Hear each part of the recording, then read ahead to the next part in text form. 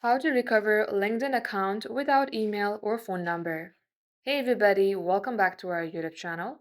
Without any further delay, let us jump right into the process. Start by opening up any of your web application. In my case, I'll be using Google Chrome. Then at the top search bar type in www.linkedin.com. As you do so, move yourself into sign in page and you will see something like this. And here simply click on to forgot password. Then it will ask you for your email or phone number. Just typing any email address. You don't have to worry about your exact email address. You can also type your dummy email address. Once done, click on the next.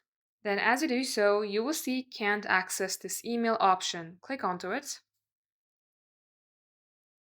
Then here it will ask you to provide a new email address. Enter your new email, re-enter your new email address, and if you have your URL of your LinkedIn profile, you should definitely enter it under this box, then click on to continue. Then select an identification document.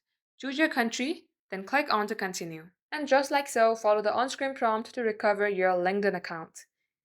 That wraps up today's tutorial. Thank you for watching the video till the very end. If it had helped you in any ways, then do like and subscribe. We will get back to you soon.